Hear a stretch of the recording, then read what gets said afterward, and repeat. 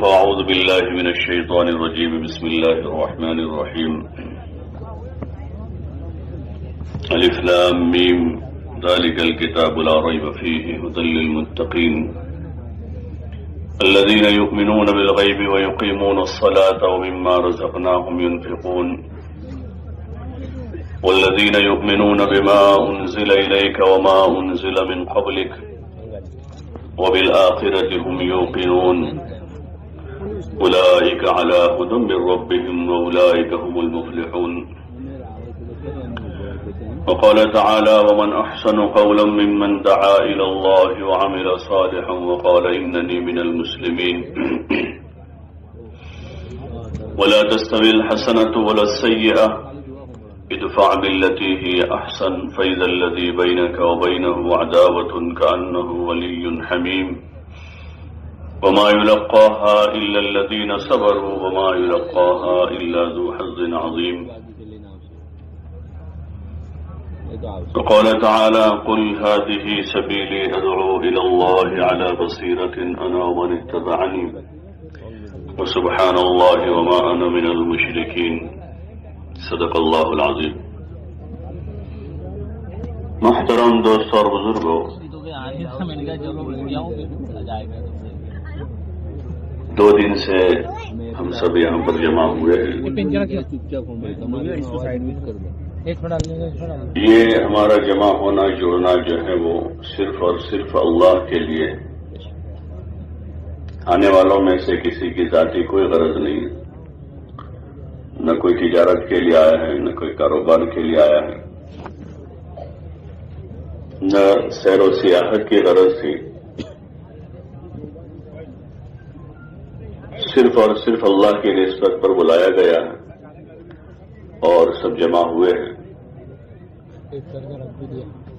اللہ پاک اس جمع ہونے کو قبول فرمائے.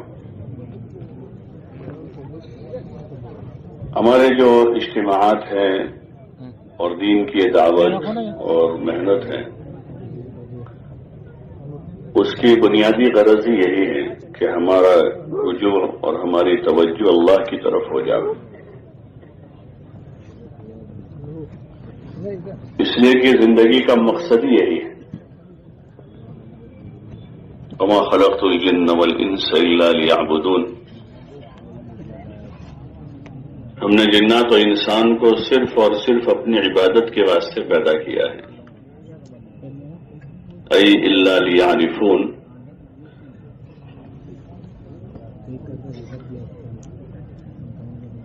تاکہ اللہ کو پہچان لیں.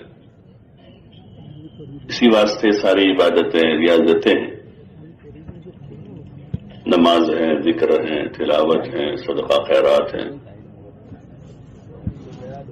اور جو کچھ کام ہیں وہ سارے اسی واسطے ہیں کہ ان عملوں کے ذریعے سے ہم اللہ کا تقرب حاصل کریں، اللہ کا قرب حاصل کریں.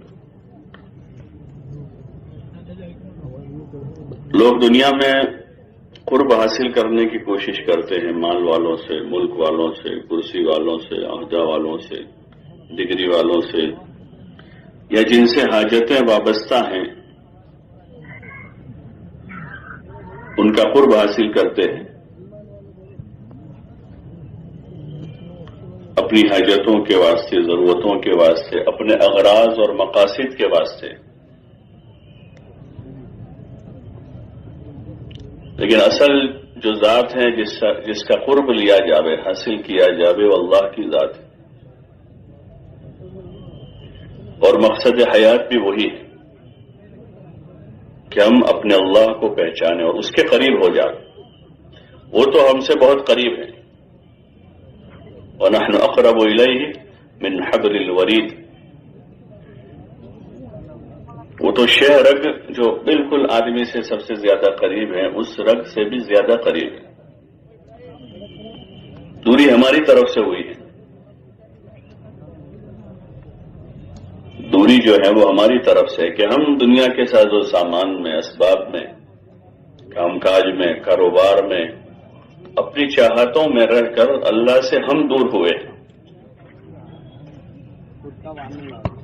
اور وہ تو ہم سے قریب ہیں. وہ ہماری طرف متوجہ ہیں اور ہم مقصد زندگی کو بھولے ہیں کہ اللہ تعالیٰ نے ہمیں اپنی عبادت و اطاعت کے واسطے پیدا کیا تھا، وہ ذہن سے نکل گیا ہے اور ہر ایک نے اپنی زندگی کا کچھ مقصد بنا رکھا ہے. کسی نے کاروبار کو، کسی نے تجارت کو، کسی نے کھیل کود کو، کسی نے کھانے پینے کو، کسی نے پہننے اوڑھنے کو مقصد بنایا، تو اسی پر ساری توانائیاں لگ رہی ہیں. صبح شام رات دن وہی دھن ہے. حالانکہ یہ تو ضروریات زندگی ہیں، کھانا پینا پہننا اوڑھنا، روٹی کپڑا مکان کہتے ہیں، روٹی کپڑا مکان بنیادی ضرورت ہے وہ. لیکن مقصد حیات جو ہے وہ عبادت و اطاعت. زندگی پوری عبادت اور اطاعت کے ساتھ گزر رہی ہو، پوری زندگی. اور عبادت اطاعت کی ایسی مشق ہو جاوے کہ ہماری ضرورتوں کا پورا کرنا بھی عبادت بن جائے.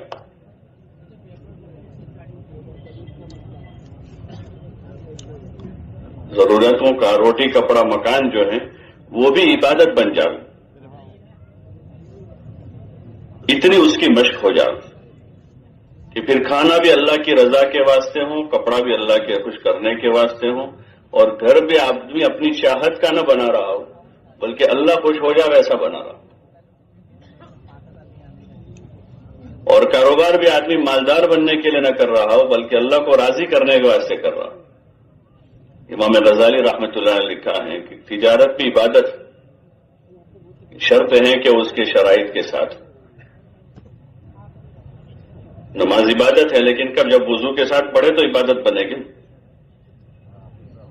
وضو کے ساتھ پڑھے، اس کے وقت پر پڑھے، قبلہ رو ہو کر پڑھے، پاکی کی حالت میں پڑھے، جگہ پاک ہو پڑھے تو عبادت ہوگی، ورنہ وہ نماز تھوڑی ہوگی.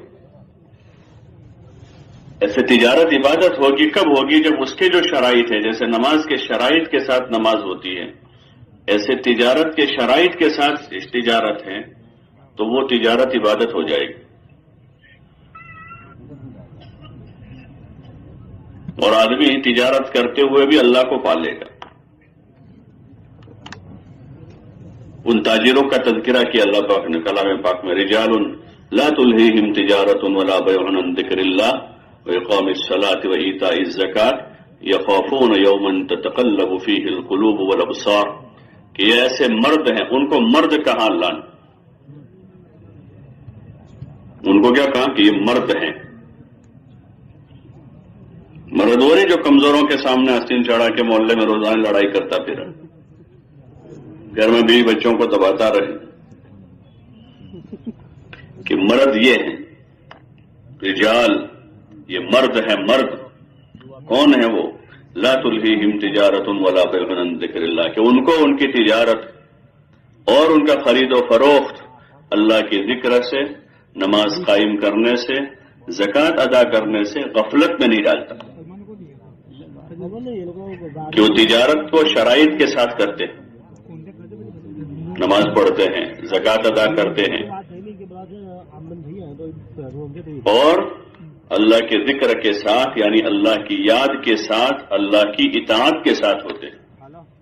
کہ وہاں جھوٹ نہیں بولتے، دھوکہ نہیں دیتے ہیں، غبن نہیں کرتے ہیں، سود کا کام نہیں کرتے ہیں، اس کے شرائط پورے کرتے ہیں، امانت داری سے کرتے ہیں. ایسے تاجروں کو مرد کہا، یہ مرد ہیں. یخافون یوما تتقلب فیہ القلوب والابصار، وہ ایسے دن سے ڈرتے ہیں جس دن دل اور آنکھیں الٹ پلٹ ہو جائے گی. یعنی ان کو ڈر ہے قیامت کے دن کا. تو ضرورتیں بھی عبادت بن جاتی ہیں، اس کا بھی ثواب لکھا جاتا ہے.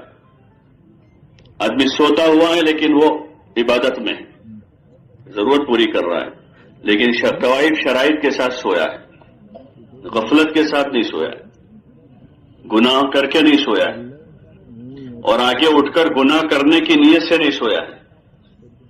بلکہ اٹھ کر فجر پڑھنے کی نیت سے سویا ہے، عشاء پڑھ کے سویا ہے۔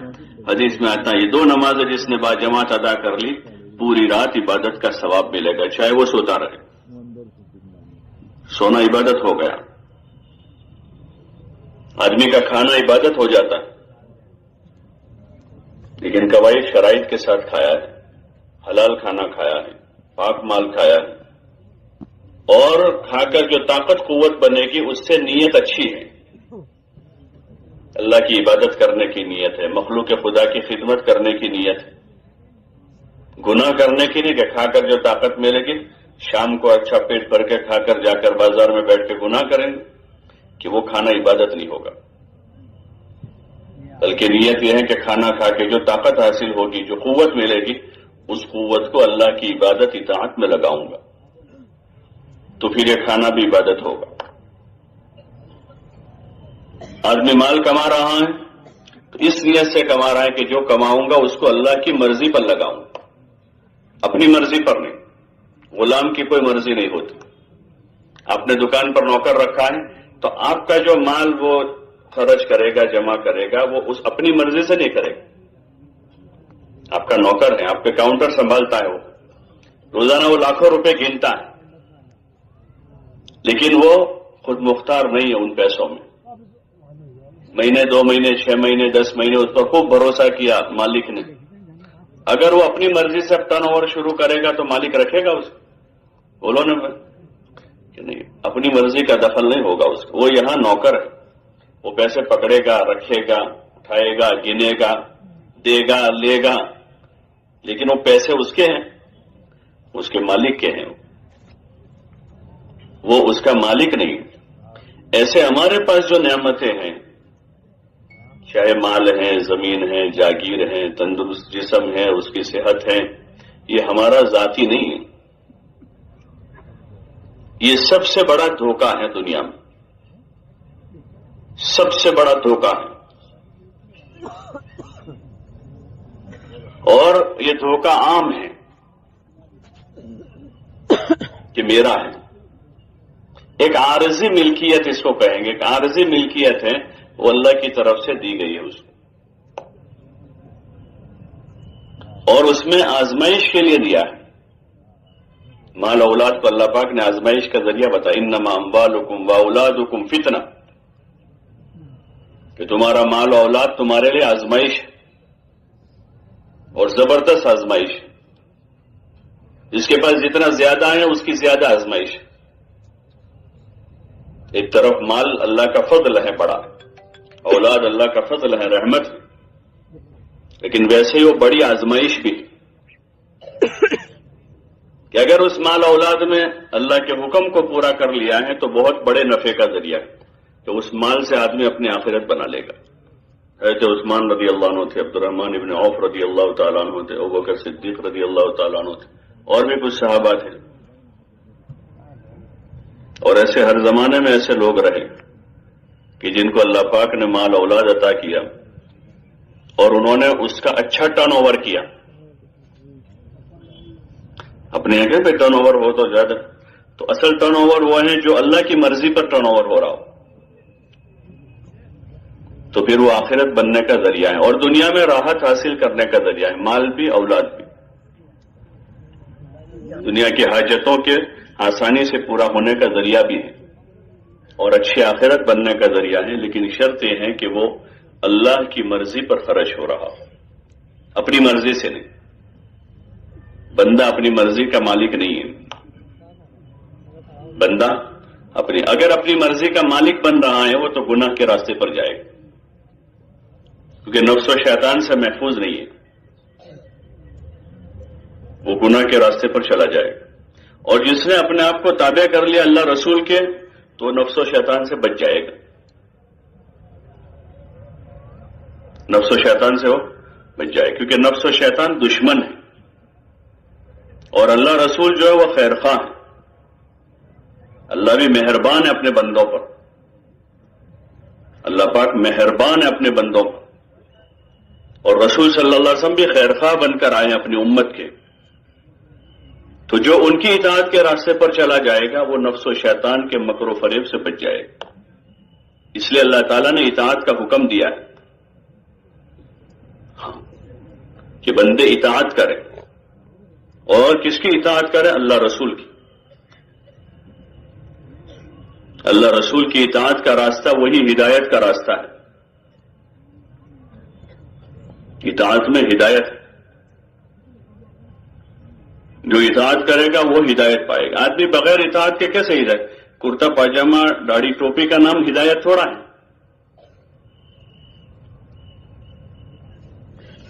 آدمی نے کرتا پہنا، پاجامہ پہنا، وہ ظاہری ایک شکل ہے، شروعات ہے، ایک ابتدا ہے، وہ تکمیل نہیں ہے.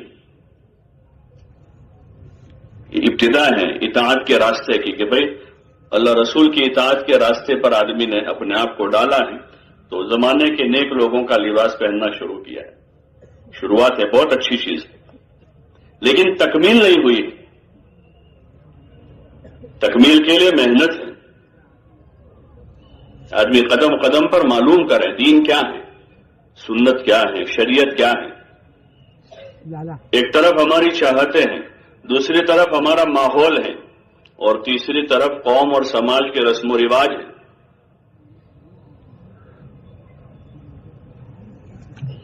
ان سارے بندھنوں سے نکل کر ایک اللہ کی اور رسول صلی اللہ علیہ وسلم کی اطاعت میں آنا، تو پھر یہ آدمی ہدایت کے راستے پر چڑھا ہے. ایک آدمی یہاں سے گیا نکلتے سارے گلیاں بازار کراس کر کے یہاں سے بروڈا والے ہائی وے پر چڑھا، وہ بروڈا پہنچا نہیں. ابھی تو اس نے گاڑی اس ہائی وے پر ڈالی ہے کہ جہاں سے آدمی بروڈا جائے گا، یہ ساری چیزوں سے نکل کر یہاں سے. اب امید ہے کہ چلتا رہے گا تو پہنچ جائے گا، اور ٹھہر گیا تو وہ بھی نہیں پہنچے گا جو راستے پر پڑے گا. ٹھہر گیا ہے. ایسے ہی یہ ایک محنت اور کوشش ہے جس راستے سے یہاں سے شروعات ہوتی ہے کہ آدمی ایک نیت بنا کر اپنا ظاہر ٹھیک کرتا ہے، اور پھر دھیرے دھیرے دھیرے محنت کرتا جاتا ہے، محنت کرتا جاتا ہے، محنت کرتا جاتا ہے. تو پھر امید ہے کہ اللہ پاک اس کو ہدایت عطا فرما دے. اور اللہ محنت کرنے والوں کی محنت کو ضائع نہیں کرتا ہے، کہ جو سچا طالب ہے اور محنت میں لگا ہوا ہے تو اللہ پاک ہدایت نصیب فرما. جو سب سے بڑی ضرورت ہے ہماری، مکان سے پہلے، دکان سے پہلے، کاروبار سے پہلے، بیوی سے پہلے، بچوں سے پہلی ضرورت کون سی ہے؟ بولو نا، ہدایت ضرورت ہے. اگر ہدایت ہوگی تو آدمی کاروبار میں، بیوی میں، بچوں میں، مکان میں کامیاب ہو جائے گا. وہ ساری چیزیں اس کے لیے مددگار بن جائے گی. اس کی بیوی اس کی مددگار بن جائے گی، کاروبار اس کا مددگار ہو جائے گا. اور ہدایت نہیں اور یہ چیزیں آئے گی تو پھر یہی چیزیں سخت آزمائش کا ذریعہ بن جائے گی، جیسے اس وقت ہو رہا ہے. سخت آزمائش کا ذریعہ ہے ساری چیزیں، کہ انہی چیزوں میں آدمی الجھ کر اللہ کو بھول رہا ہے. شادی تو ابھی ہوتے ہوتی رشتہ ہوا، وہیں سے رسول صلی اللہ علیہ وسلم کو بھولا ہے اور اللہ کو بھولا ہوا ہے. مال تو ابھی بعد میں آئے گا، ابھی تو تجارت کی شروعات کی ہے، لیکن تجارت کے مسئلے پتہ نہیں، اس لیے اللہ رسول کو بھولا ہوا ہے. اولاد تو ابھی بعد میں آئے گی، لیکن اولاد کی تربیت کا علم نہیں ہے اور ان کی پیدائش کے مقصد کا پتہ ہی نہیں ہے، تو آدمی ابھی سے نافرمانی کے راستے پر ہے کہ جذبات کچھ اور بنائے ہوئے. شادی کرنے میں کچھ جذبات ہیں، بچے پیدا ہوتے ہیں تو جذبات پتہ نہیں کیا کیا ہیں. الگ الگ قسم کے لوگ ہوتے ہیں، الگ الگ جذبات ہیں اندر، کہ ان بچوں سے کیا لینا ہے، بچوں کے راستے سے کیا وصول کرنا، کیا حاصل کرنا ہے. جذبات کچھ اور ہے، کہ ماحول وہی ہے، اس ماحول میں تعلیم نہیں ہے، ماحول میں تربیت نہیں ہے، تو خواہشات کے ہی جذبات. نکاح کرنے والے بہت کم ملیں گے وہ جو اس نیت سے نکاح کر رہے ہوں کہ ہمارے ایمان کی حفاظت ہو جائے، اس لیے نکاح کر رہا ہوں، اللہ کا حکم ہے اس لیے شادی کر رہا ہوں، ایسی نیت سے کر رہا ہوں کہ اللہ کا حکم ہے، ایمان کی حفاظت کا ذریعہ ہے، انبیاء کی سنت ہے، اس لیے نکاح کر رہا ہوں، یہی مقصد ہے اور کوئی نہیں.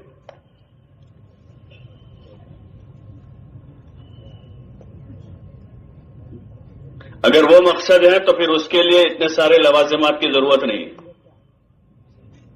جو اللہ کا حکم والا، رسول صلی اللہ علیہ وسلم کے طریقے والا، ایمان کی حفاظت والا نکاح ہے، وہ تو بہت آسان ہے، وہ تو بہت ہی آسان. لیکن جو چاہت خواہش پوری کرنے والا، سماج میں دکھاوا کرنے والا اور نام روشن کرنے والا اور پتہ نہیں کیا کیا کرنے والا ہے، تو وہ بہت مشکل ہے. وہ 25 سال سے پہلے نہیں ہوگا.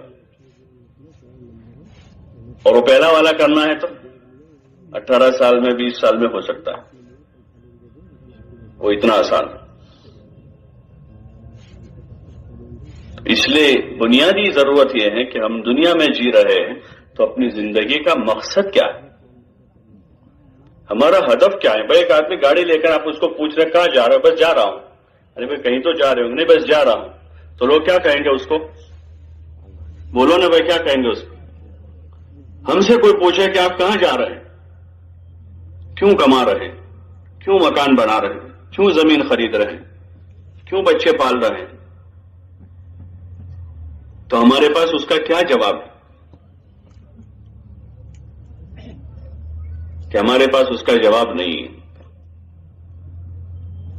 حضور علیہ الصلوۃ والسلام نے ایک بہترین طریقہ دیا ہے زندگی گزارنے کا، جس کو اسلام کہتے ہیں. اس میں ساری چیزوں کی رہبری ہے، تربیت ہے، تعلیم ہے. اگر اس روشنی میں یہ ہوگا تو سب سے پہلا فائدہ یہ ہوگا کہ دنیا جنت بن جائے گی، یعنی پرسکون ہو جائے گی. اور آدمی جن اسباب میں ہے وہ وہاں اپنی جگہ سکھی ہوگا. وہ سکھی ہونے کے لیے مالدار بننا ضروری نہیں ہے. سکھی ہونے کے لیے مالدار ہونا ضروری نہیں. مال مزید راحت کا ذریعہ ضرور ہے، لیکن سکھی زندگی گزارنے کے لیے مالدار بننا ضروری نہیں ہے. زمیندار بننا ضروری. صحابہ کی جو جماعت ہے اس میں ہر قسم کے زمیندار بھی ہیں، مالدار بھی ہیں، فقیر بھی ہیں، غلام بھی ہیں، آزاد بھی ہیں، جوان بھی ہیں، بوڑھے بھی ہیں. لیکن مشترکہ طور پر ان کی زندگی کا جو ایک نمایاں وصف ہے کہ وہ سب سکھی تھے. سب کیا تھے؟ سب سکھی تھے. حضرت بلال بھی سکھی تھے، ابو بکر بھی سکھی تھے. ان پر جو حالات اور مشقتیں آئی وہ دین کے خاطر آئی، اس لیے وہ قربانی شمار کی گئی، وہ اللہ کے قرب کا ذریعہ شمار کی گئی. ورنہ وہ راضی تھے، شکر گزار تھے اپنی زندگی میں.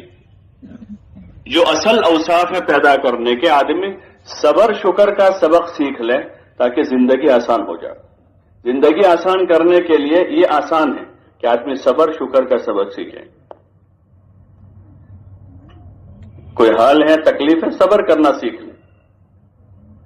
اور آسودہ حالت ہے تو شکر کرنا سیکھیں تاکہ باغی نہ بن جائے. آسودہ حالت ہے تو شکر کریں تاکہ بغاوت کے راستے پر نہ چڑھ جائے. اور ناموافق حالات ہیں تو صابر بن جائے تاکہ مایوس نہ ہو جائے. ان الانسان خلق ہلوعا اذا مسہ الشر جزوعا واذا مسہ الخیر منوعا. یہ مطلق انسان کی صفت ہے کہ عام انسان جو ہے غیر تربیت یافتہ ہے تو اس کی یہ صفت ہے کہ وہ جب اس کو کوئی تکلیف پہنچتی ہے تو جزا فضا شروع کر دیتا ہے، اور جب کوئی خوشی آتی ہے تو اترانے لگتا ہے کہ اللہ نے کوئی خوشی بتا دی ہے تو اس پر اترانا شروع کرتا ہے. اور جب کوئی حال آتا ہے تو گھبرا جاتا ہے. الا المصلین، ہاں لیکن جو نمازی ہیں وہ ایسے نہیں ہوتے.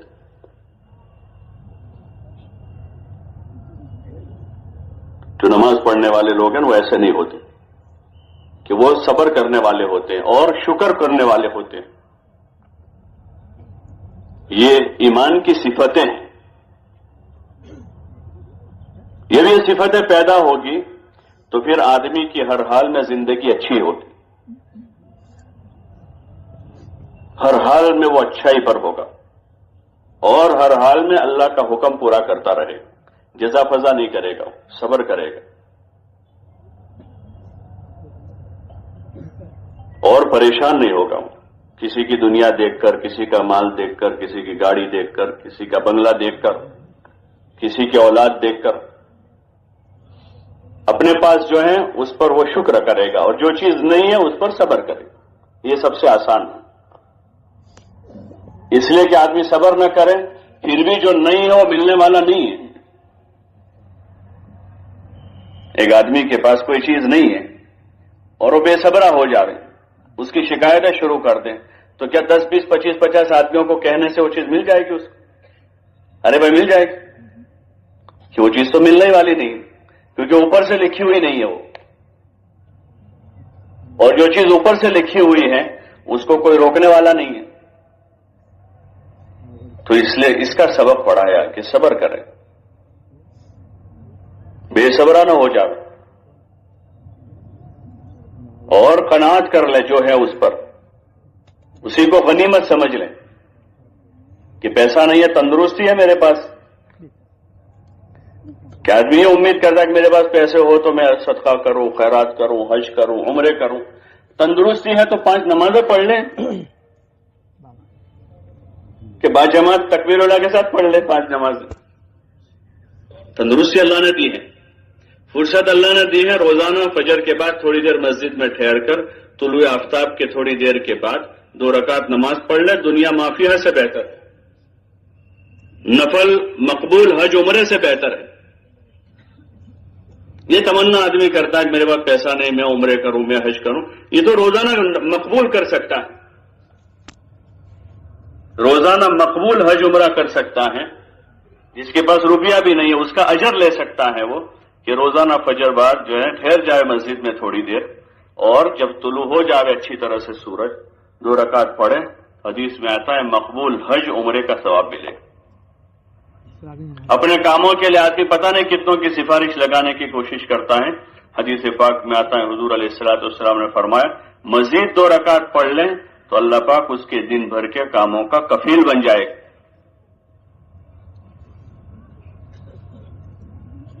کلیکٹر کے پیون نے کہہ دیا ہو کہ تم آ جانا، میں صاحب کو بات کر لوں گا، تو آدمی مطمئن ہو جاتا ہے، حالانکہ اکثر کام ہوتے نہیں، زیادہ تر تو دھکے کھاتے ہیں، یہی ہوتا ہے۔ اور پھر 10-20 دھکے کھانے کے بعد کبھی ہو جاتا ہے، تو آدمی کا اصل میں اپنا تعلق تھا نا اس کے ساتھ، اس نے کروا دیا، وہ کروا دیا، تمہارا پہلے دن ہو جاتا، اوپر سے آرڈر نہیں تھا اس وقت تک۔ ابھی برسوں کی فائلیں 2-2 سال سے اٹکی ہوئی ہے، بہت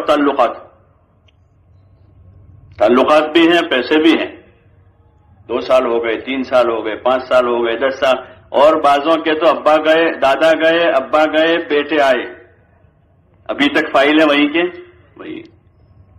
اگر وہی معاملہ اللہ کے ساتھ ہو تو اللہ پاک خوش کر دے گا، اللہ کے پاس جانے والا نامراد نہیں لوٹے گا۔ کبھی مصلحت میں دیر ہوگی تو مطمئن کرے گا، دل کو تسلی ہوتی رہے گی، کیونکہ جاتا وہاں ہے،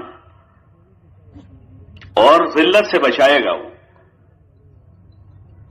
لوگوں کے خوشامد سے بچائے گا، لوگوں کی چاپلوسی سے بچا دے گا، لوگوں کی محتاجگی سے بچائے گا، کہ صحیح جگہ آدمی گیا ہے۔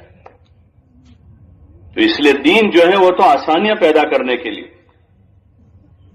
جو مشکلات ہم نے اپنی زندگیوں میں پیدا کی ہوئی ہے بے دینی کے راستے سے، جہالت کی وجہ سے یا غفلت کی وجہ سے، اور جن بندھنوں میں ہم جکڑے ہوئے ہیں، اپنی چاہتوں کے بندھن ہیں۔ لوگ کہتے ہیں بھائی یہ شرابی جو ہے شراب کا غلام ہو گیا، اس کو بغیر شراب کے نہیں چلتا ہے، تو وہ اس کے بندھن میں بندھا ہو، جب تک نہ ملے نہیں چلتا اسے۔ ایسے جتنی ہماری غلط عادتیں ہیں اور جی کی چاہتیں، بعض جائز چاہتیں ہوتی، جائز چاہتے ہیں بعض، لیکن جو بہت ساری دوسری ناجائز چاہتے ہیں یا غیر ضروری چاہتے ہیں، ان چاہتوں کے بندھن میں بندھے ہیں، اس وجہ سے پریشان۔ اور مزید اس پر پھر کچھ قوم سماج کے بندھن ہیں، ہر جگہ قوموں کے، سماجوں کے، ریت رواجوں کے بندھن ہیں، اس میں جکڑے ہوئے ہیں، اس میں جکڑے ہوئے ہیں ہم سب۔ اس سے نکلنے کا یہی راستہ ہے کہ اللہ رسول کی اطاعت پر آ جا،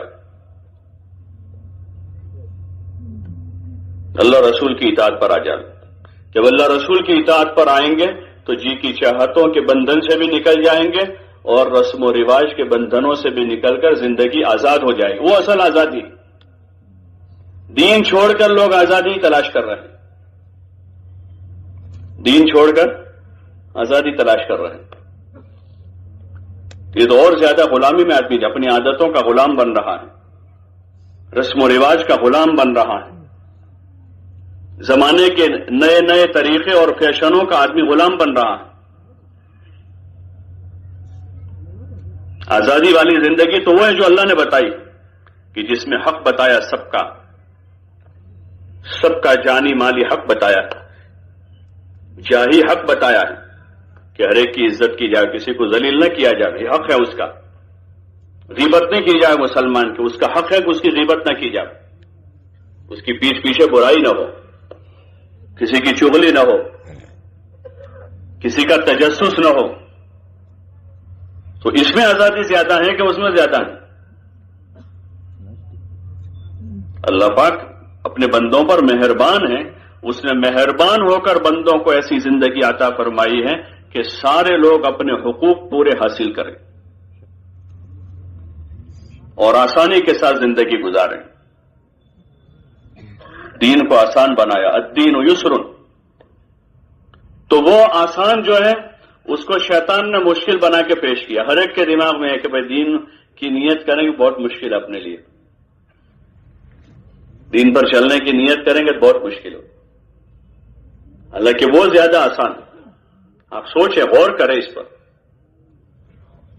کہ جس میں اللہ پاک نے ہماری عزت کو محفوظ کیا، ہمارے جان کو محفوظ کیا کہ کوئی کسی کو مار نہیں سکتا، کسی کو اجازت نہیں، جان محفوظ ہے، کوئی کسی کو گالی نہیں دے سکتا، منع کر دیا ہے گالی دینے سے۔ سباب المسلم فسق، کہ مسلمان کو گالی دینا فسق ہے، منع کیا ہے، کوئی کسی کو گالی دے، کوئی کسی کو برے لقب سے نہ پکارے، لا تنابزوا بالالقاب، کہ برے لقب سے نہ کہ کوئی آدمی کی عزت جاتی ہے، اس میں کوئی آدمی کو برے لقب سے پکارتا ہے، اس کی عزت جا رہی ہے۔ کوئی کسی کا ٹھٹھا نہ کرے، لا یسخر قوم من قوم، کہ وہ عزت ہے مسلمان، کوئی کسی کے مال کی چوری نہ کرے، اس کا مال ہے، اس کی اجازت نہیں دی۔ تو یہ زیادہ آسان زندگی ہے، زیادہ آسان زندگی ہے، جس میں اخوت ہے، بھائی چارگی ہے، محبت ہے، قطع تعلقی سے منع کر دیا، رشتے ناطے نہ توڑے، رشتہ بڑی چیز ہے، پیسوں سے، زمین سے، جاگیر سے، مکان سے اوپر ہے، سب چیزوں سے اوپر ہے، رشتہ بڑی چیز ہے، اس کو توڑنے کا حکم نہیں دیا بلکہ جوڑنے کا حکم دیا۔ یہ اسلام کے طریقے ہیں اور یہ آسان ہے، بہت ہی آسان ہے، اس رخ پر زندگی گزارنے میں سب کے لیے راحت، لیکن چونکہ وہ سیکھا نہیں ہے اس لیے مشکل لگ رہا ہے۔ ایک 50 سال کے آدمی نے سائیکل چلانا سیکھا نہیں اور ان کو اسٹیئرنگ پکڑائیں گے تو وہ چلا پائیں گے؟ بہت مشکل ہے ان کے لیے، کیونکہ سیکھا نہیں ہے۔ اور ایک 15 سال کے بچے نے ہوائی جہاز چلانا سیکھ لیا ہے، تو عمر 15 سال کی ہے لیکن وہ ہوائی جہاز بھی چلا لے۔ ایسے مسئلہ ہمارا یہ ہے کہ دین پر چلنا سیکھا نہیں۔ یہ جو تبلیغ کی محنت ہے اس کی ہے کہ ہر مسلمان راہ خدا میں نکل کر دین پر چلنے کی مشق کرے، دین پر چلنے کی مشق ہے کہ آدمی اپنی جان، اپنا مال، اپنا سامان لے کر اپنے گھر سے 10-12 آدمیوں کی جماعت کی شکل میں راہ خدا میں نکلے، مشورے سے کسی کو ذمہ دار بنا لیں اور اس نیت سے چلیں کہ اب ان کو ذمہ دار بنائیں تو ان کی اطاعت کے ساتھ چلیں، ان کی مان کر چلیں تاکہ اللہ رسول کی اطاعت کرنا آسان ہو جائے۔ اور اپنی جان اپنا مال لے کر چلیں گے تاکہ کسی پر بوجھ نہ بنے، کسی پر ہم بوجھ نہ بنے، اور نہ کسی کی طرف دل کی توجہ جائے کہ اپنی ضرورتوں کا خود نظام کیا ہے۔ دنیا دارالاسباب ہے، تو اپنی ضرورتوں کا خود نظام کر کے چلیں گے اور سیکھنے کی نیت سے چلیں گے کہ ہم سیکھنے کے لیے جا رہے ہیں، دین سیکھنا ہے اور دین پر چلنے کی مشق کرنی ہے۔ اس لیے پورا کام مشق ہی مشق ہے۔ کسی بھی چیز میں آدمی کو کمال حاصل کرنا ہوتا ہے تو اس کی اچھی خاصی مشق کرنی پڑتی ہے، تب جا کے اس میں کمال پیدا ہوتا ہے۔ تو اس لیے مشق ہی کی نیت سے آدمی چلتا رہے چلتا رہے چلتا رہے تاکہ اس میں کمال حاصل ہو جائے دین پر چلنے میں، اور اسی کا مطالبہ ہے اللہ کی طرف سے کہ اچھا سے اچھا عمل لے کر آؤ۔ خلق الموت والحیات لیبلوکم ایکم احسن عملا، کہ اچھا سے اچھا عمل لے کر، اس لیے ہم اس کو اچھا سے اچھا بنانے کی کوشش میں لگے رہیں گے، اپنے ایمان کو، نماز کو اور عبادت کو، اخلاق کو، اخلاص کو، ہر چیز کو اچھا سے اچھا بنانے کی مشق ہی کرتے رہیں گے۔ اس لیے مقصد کی طرف توجہ رہے ہماری۔ اچھا کھانا کھانے کے لیے نہیں جا رہے، اچھے موسم میں 40 دن گزارنے کے لیے نہیں جا رہے، اچھی کسی جگہ تفریح کے لیے نہیں جا رہے۔ سارے ساتھی اچھے ہوں تو ان کے ساتھ نہیں جا رہے، اپنے آپ کو اچھا بنانے کے لیے جا رہے ہیں۔ جب مقصد کی طرف توجہ ہوگی تو پھر روح کا مسئلہ نہیں ہوگا، گرمی والا علاقہ ہوگا، سردی والا ہوگا، بارش والا ہوگا، دیہی علاقہ ہوگا، شہری علاقہ ہوگا، ساتھی نئے ہوں گے، پرانے ہوں گے، اس طرف توجہ نہیں ہوگی۔ آدمی کی توجہ یہاں ہے۔ جب کوئی ضرورت کسی علاقے کے ساتھ وابستہ ہوتی ہے تو آدمی گرمی سردی نہیں دیکھتا۔ یورپ کے ملکوں میں سردی بہت ہوتی ہے، برف ہوتا ہے، لیکن آدمی نے اپنی ضرورت کو وہاں وابستہ کر لیا ہے کمانے کی، تو سردی نہیں جب وہاں تو برف ہوتا ہے وہاں نہیں جانا مجھے، بلکہ ویزا ملتا ہے تو خوشیاں مناتا ہے اور فخر سے جاتا ہے۔ لوگ کہتے ہیں بھائی وہاں تو برف ہوتا ہے، بھائی کوئی بات نہیں، برف 2-4 مہینے ہوگا، باقی تو پھر اپنی حاجت کو وہاں وابستہ سمجھا ہے کہ بھائی وہ ماحول وہاں اچھا نہیں ہے، بعض جگہ بڑی خراب کنڈیشن ہے کہ بھائی ارے بھائی سب لوگ رہتے ہیں ہم بھی رہ لیں گے وہاں، وہ سمجھاتا ہے دوسروں۔ اور جب رائے خدا میں نکلنے کا موقع، آدمی یار مجھے گھر میں سے باہر جانا اچھا نہیں لگتا ہے، مجھے سردی میں تھوڑا پرابلم رہتا ہے، مجھے گرمی زیادہ لگتی ہے، میرے اصل میں شوگر ہے تو تھوڑا پرہیزی کا مسئلہ رہتا ہے، کیونکہ ابھی دین کو ضرورت نہیں سمجھا ہے کہ یہ میری سب سے پہلی ضرورت کہ میں اپنا دین اچھا بناؤں اور اس کی مشق کرنے کے لیے جانا ہے۔ اگر آدمی اس کو سامنے رکھے گا، نظر اصل پر ہوگی، تو پھر آدمی کو سردی، گرمی، بارش، بخار اور نزلہ، زکام کوئی چیز عذر نہیں ہوگا۔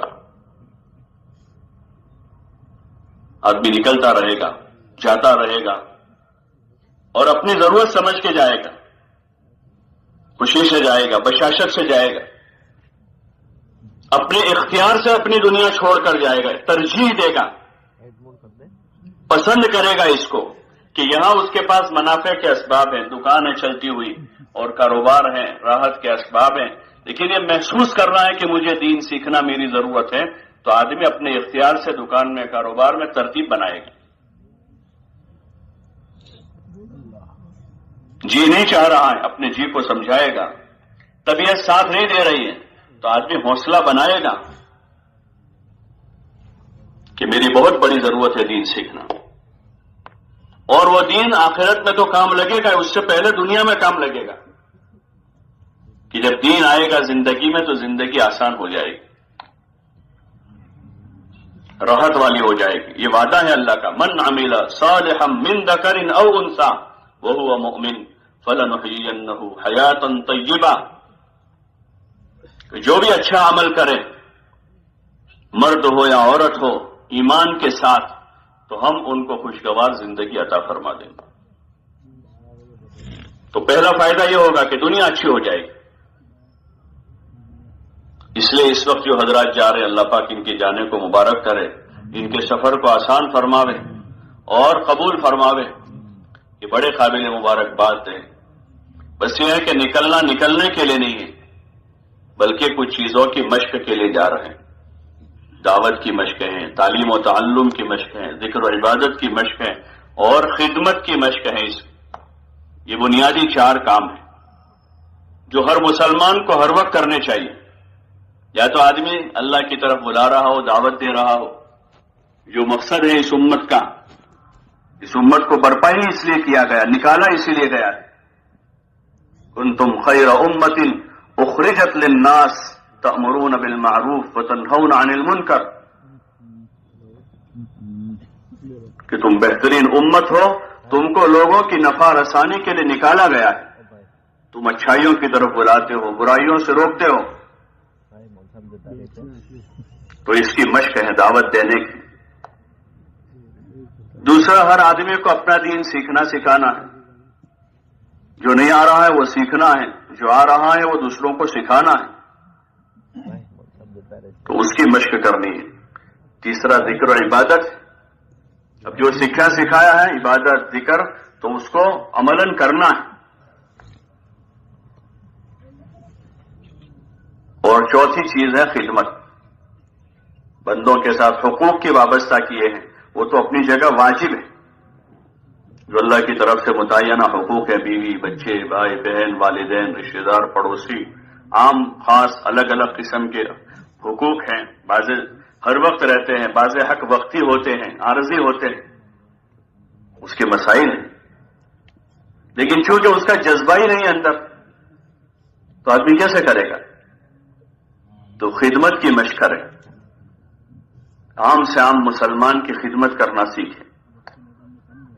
جو عبادت ہے، جس میں ثواب اور اجر ہے، اور دنیا میں محبوبیت کا ذریعہ ہے لوگوں کے درمیان میں.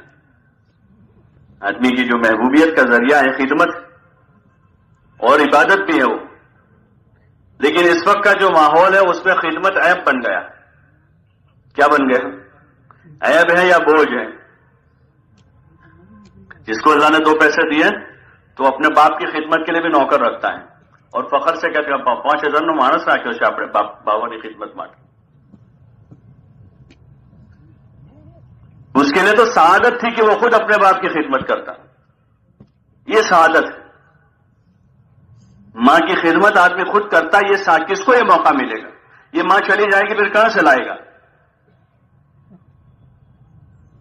جو سعادت کے کام تھے، جو آدمی کے سعادت کے کام تھے، جو دنیا اور آخرت میں دنیا کی عزت اور آخرت میں بڑے مرتبوں کا جو ذریعہ تھا خدمت، کہ اپنی ماں کی آدمی کی خدمت کرتا، باپ کی خدمت کرتا، اور ماں باپ نہیں تو اس عمر کے دادا دادی، نانا نانی، خالہ خالو کو تلاش کرتا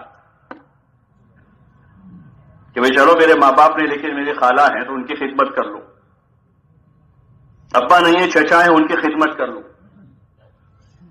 دادا نہیں ہے نانا ہے تو ان کی خدمت کر لوں. یہ تلاش کرتا آدمی خدمت.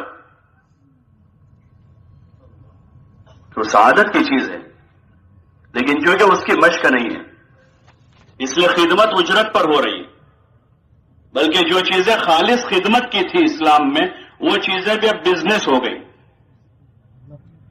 جو چیزیں خالص خدمت کی تھی وہ بزنس ہو گئی. کھلانا پلانا ہے، دوا دارو ہے، تجہیز تکفین ہے، وہ خدمت کی چیزیں تھی اسلامی معاشرے میں. حضور علیہ السلام کے زمانے میں، خلفائے راشدین کے ادوار میں اور خلافتوں کے ادوار میں جو تھا، یہ چیزیں فری تھی. کھلانا پلانا فری ہوتا تھا. کوئی بھی بستی میں کوئی مہمان آیا ہے، وہ بستی والوں کا مہمان ہے وہ. اس لیے مہمان میزبانی کے مسائل ہیں فقہ میں کہ کتنے دن تک وہ مہمان ہوگا اور میزبان کے ذمے کیا ہے، اس کے فقہ میں مسائل مہمانی میزبانی کے. ایسے ہی معذور کمزور لوگ ہیں، بیمار لوگ ہیں، ان کی خدمت فرض کفایہ کا درجہ ہے اس کا. جیسے تجہیز و تدفین ہے، یہ لاوارث آدمی ہے، کوئی اس کا نہیں ہے، تو اس کا دوا دارو کون کرے گا؟ اس کے مسائل ہیں، اور جن کے رشتہ دار ہیں تو رشتہ داروں کے ذمے ہیں کہ اس کے علاج معالجے کا نظام بناوے، اس کی خدمت کرے جتنی خدمت کا وہ محتاج ہے، اور کوئی نہیں ہے لاوارث ہے تو پھر کس کے ذمہ ہوگا؟ وہ انتقال ہو گیا کسی کا تو اس کے رشتہ داروں کے ذمے ہے کہ تجہیز تکفین کرے، اس کی تدفین کرے، نہیں ہے کوئی تو اب کون کرے گا؟ تو اس کا کفایہ کا درجہ ہے، تو اس کو عزت کے ساتھ تجہیز تکفین کر کے اس کی تدفین کرے۔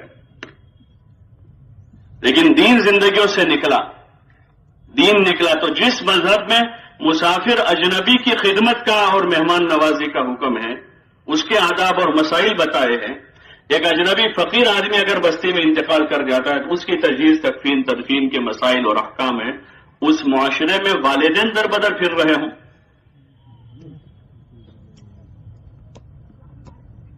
اس معاشرے میں قریبی رشتہ دار جو ہے وہ خدمت کے محتاج ہو کر ان کا کوئی خدمت کرنے والا نہ ہو، یہ اس کی مشق ہے۔ جماعت میں عبادت کی مشق ہے، دعوت کی مشق ہے، خدمت کی مشق ہے، یہ چار بنیادی کام ہیں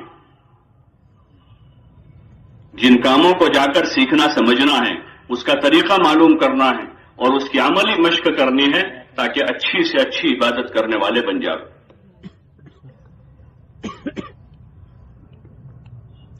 اور اچھا سے اچھا دین ہم ایسا دین سیکھیں کہ ہم بھی دوسروں کو سکھا سکیں، ایسا ہم سیکھیں کہ ہم سکھا سکیں، اور خالی خیالی نہیں کہ ایسا لگتا ہے ہو سکتا ہے ایسا ہو، ایسا نہیں، بلکہ پکا کہ یہ یہاں سے یہاں تک چہرہ دھونا یہ فرض ہے، اتنے ہاتھ دھونا فرض ہے، اور چوتھائی سر کا مسا اور یہ اتنے پیر دھونا یہ فرض ہے، ہو سکتا ہے نا، یہی ہے، اور اس کی یہ سنتیں ہیں، اس کا یہ طریقہ ہے، نماز جنازہ کا یہ طریقہ ہے، روزہ یہاں سے یہاں تک کا ہے، جتنے دین پر ہمیں عمل کرنا ہے وہ اتنا ہمیں یاد ہو آ رہا ہو کہ ہم دوسرے مسلمان کو سکھا سکیں۔ یہی طریقہ تھا حضور پاک صلی اللہ علیہ وسلم کے زمانے میں، جو آپ صلی اللہ علیہ وسلم سے سیکھتے تھے، گھر جا کر بھی بچوں کو، اپنے رشتہ داروں کو، اپنے خاندان کو، اپنے قبیلوں کو وہ سکھاتے تھے۔ آنے والے جو مہمان مدینہ منورہ میں آتے تھے تو ان کو کھلاتے پلاتے تھے اور ان کو دین سکھاتے تھے، وہ دونوں پہلو تھے۔ ہمارے عرف میں صرف مہمان نوازی اتنی رہ گئی ہے، رہی تو اتنی رہ گئی ہے کہ مہمان آیا ہے تو مہمان کو کھلانا پلانا گھمانا پھرانا، مہمان نماز نہیں پڑھتا تو دو باتیں اس کو کہہ کر بھائی یہ ہو کوئی ہمارے گھر آیا یہاں سے نماز لے کر جائے، وہ مہمان میں فسق و فجور ہے، ہمارے گھر 3 دن ٹھہرا ہے، لاؤ اس کا ہم ذہن بناوے کہ اس کا فسق و فجور دور ہو جاوے اور یہاں سے توبہ کر کے جاوے۔ مدینہ میں جو لوگ باہر سے آتے تھے وہ مدینہ کے ماحول سے، ان کے گھروں کا، ان کے محلے کا، ان کی بستی کا اور ان کی مسجد کا ماحول ایسا تھا کہ وہ اگر ان کے پاس اسلام نہیں تو اسلام لے کر جاتے تھے، اسلام ہے جہالت ہے علم لے کر جاتے تھے، خاندان اور قوموں کے رسم و رواج کے ساتھ آئے ہیں، یہاں سے حضور کی سنت لے کر جاتے تھے۔ اس محنت سے چاہا جا رہا ہے، اس نقل و حرکت سے کہ نکل کر ایک ماحول قائم کرے، 10-12 کی جماعت کسی بستی میں جا کر ماحول قائم کرے اور ان چیزوں کی مشق کریں، اچھی نماز پڑھنے کی، اچھی طرح ذکر کرنے کی، اچھی طرح صحیح قرآن شریف پڑھنے کی، دعا مانگنے کی، خدمت کرنے کی اور محبت و اخوت کی عملی مشقیں کہ 12 ساتھی ہیں، کوئی سید ہیں، کوئی پٹھان ہیں، کوئی ملک ہیں، کوئی فلاں ہیں، کوئی فلاں ہیں، کوئی 25 سال کا، کوئی 60 سال کا، کوئی 70 سال کا ہے، یہ سب مل جل کر بھائیوں کی طرح رہ رہے ہیں، ایک ساتھ کھا رہے ہیں، ایک ساتھ 24 گھنٹے رہ رہے ہیں، ایک دوسروں کی خدمت کر رہے ہیں، ایک دوسروں کو دین سیکھ رہے ہیں اور ایک دوسروں کو سکھا رہے ہیں اور ایک دوسروں سے محبت کر رہے ہیں۔ ایک عملی مشق ہے اس زندگی کی، اس لیے اس راستے میں نکل کر اس کی کوشش کریں کہ ان 4 کاموں کو بجا لائیں، اور جو گھر جا رہے ہیں وہ گھر رہ کر یہ کام کریں کہ ابھی جب تک نہیں نکل پا رہے تو وہاں تک اپنے گھر رہ کر یہ 4 کام بجا لائیں۔ اتنا ہوگا کہ جماعت میں جا کر صرف یہی کام ہے تو زیادہ وقت اس میں لگے گا، اور گھر میں چونکہ کاروبار بھی بچوں کے ساتھ ہے تو اس میں تھوڑا کم ہوگا، لیکن گھر جا کر بھی 4 کاموں کو بجا لاویں کہ دعوت دیں محبت کے ساتھ، سامنے والے کے اکرام اور احترام کے ساتھ، اور حسن اسلوب سے دعوت دیں، دین سیکھیں، سکھاویں، اپنی عبادت بجا لاویں، صبح شام اللہ کا ذکر کریں، روزانہ کلام پاک کی تلاوت کریں، اور خدمت کو قائم کریں۔ خدمت، گھر کا کام بیوی کے ذمہ نہیں ہے، وہ تو ٹھیک ہے ان کا احسان ہے کر رہی ہے، اجر ملے گا ان کو، باقی ہم بھی گھر کے ایک فرد بن کے رہیں گھر میں۔ حضور پاک صلی اللہ علیہ وسلم کے بارے میں حضرت عائشہ رضی اللہ عنہ فرماتے کہ آپ علیہ السلام ہمارے گھر میں آٹا گوندھ دیتے تھے، مہمان آتے تھے تو مہمانوں کی خدمت آپ خود اپنے ہاتھوں سے کرتے تھے، آپ کا جوتا پھٹ جاتا تھا تو اس کو خود ہی گانٹھ لیتے تھے، آپ بکریوں کا دودھ نکال لیتے تھے،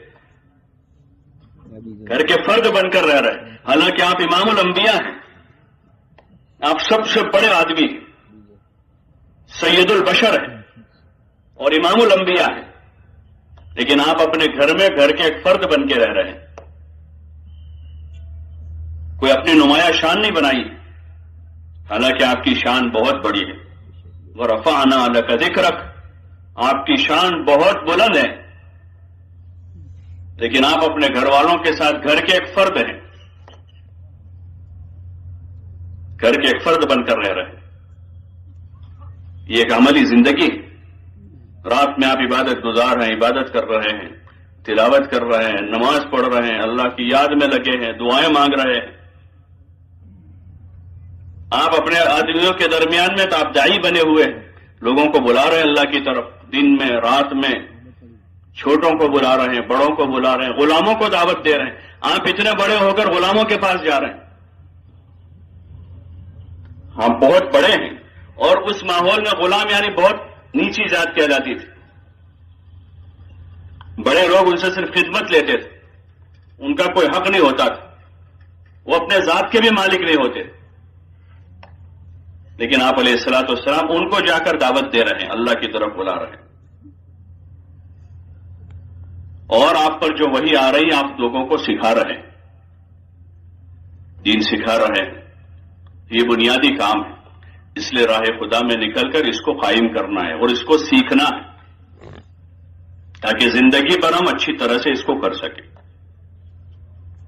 نکلنے کے زمانے میں 8 اجتماعی کام ہیں، اجتماعی عمل جس میں پوری جماعت ایک ساتھ شریک ہو کر اس کو قائم کرے گی، اس میں سفر ایک اجتماعی عمل ہے، ایک ساتھ سفر کرے، ساری جماعت 8-10 ساتھی ہیں، کوشش یہ کرے ایک ہی سواری میں سوار ہو جاؤ، چاہے سہولت کم ہو سواری میں، سواریت دو، ایک تو سہولت والی سواری اور ایک کم سہولت والی، تو چاہے کم سہولت والی سواری ہو، سفر ہی کرنا ہے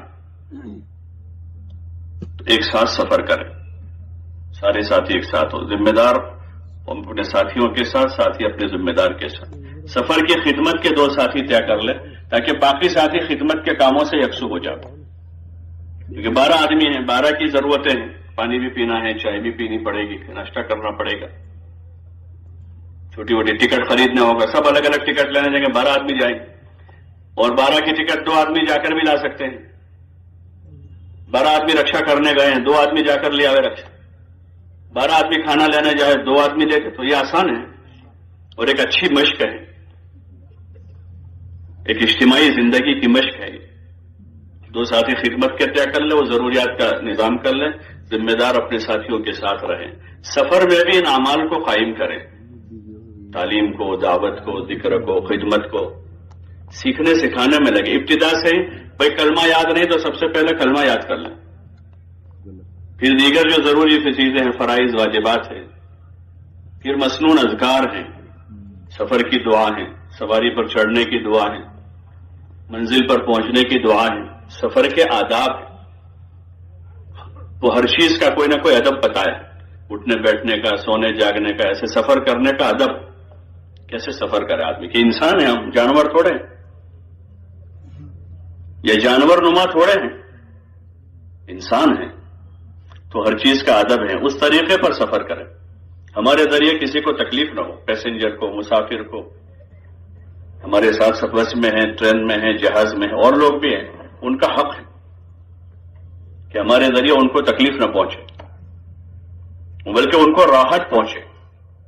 اس لیے ان کی راحت کا خیال کریں، اپنے اعمال کے ساتھ سفر کریں۔ سفر میں نماز قضا نہ ہو، بلکہ سفر میں قصر ہے۔